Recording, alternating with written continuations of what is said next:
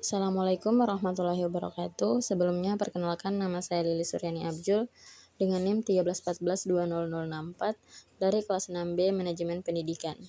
Pada kesempatan kali ini saya akan memaparkan materi kelima, yaitu mengenai konsep dasar manajemen pendidikan. Yang pertama, pengertian manajemen pendidikan. Manajemen pendidikan terdiri dari dua kata, yaitu manajemen dan pendidikan. Pendidikan merupakan usaha yang diciptakan dalam lingkungan yang secara sengaja untuk mendidik, melatih, dan membimbing seseorang agar dapat mengembangkan kemampuan, sikap, dan tingkah laku secara optimal. Ada beberapa pendapat ahli mengenai pengertian manajemen pendidikan.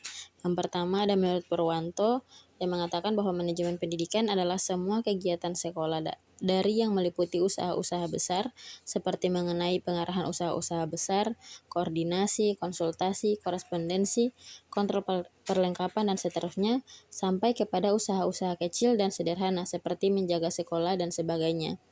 Pendapat kedua dari Usman yaitu manajemen pendidikan adalah seni dan ilmu mengelola sumber daya pendidikan untuk mewujudkan suasana belajar dan proses pembelajaran agar peserta didik secara aktif mengembangkan potensi dirinya untuk memiliki kekuatan spiritual, keagamaan, pengendalian diri, kepribadian, kecerdasan, akhlak mulia, serta keterampilan yang diperlukan dirinya, masyarakat, bangsa, dan negara.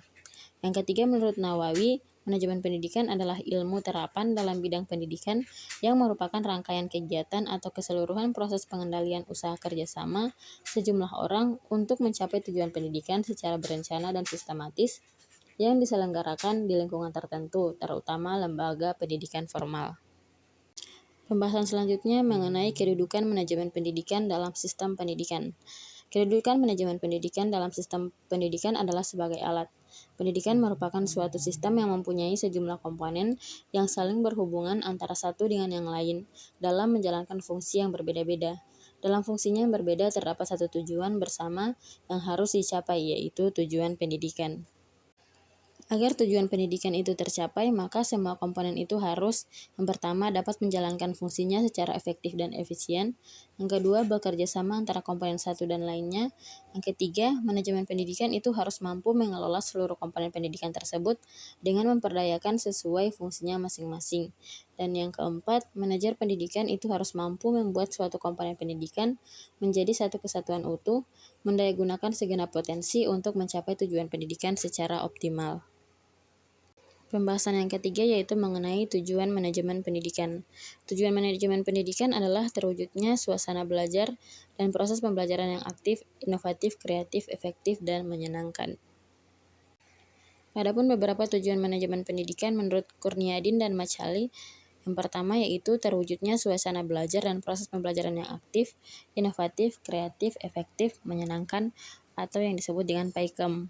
Yang kedua, terciptanya peserta didik yang aktif mengembangkan potensi dirinya untuk memiliki kekuatan spiritual keagamaan, pengendalian diri, kepribadian, kecerdasan, akhlak mulia, serta keterampilan yang diperlukan dirinya, masyarakat, bangsa, dan negara. Yang ketiga, terpenuhinya salah satu dari 4 kompetensi tenaga pendidik dan kependidikan.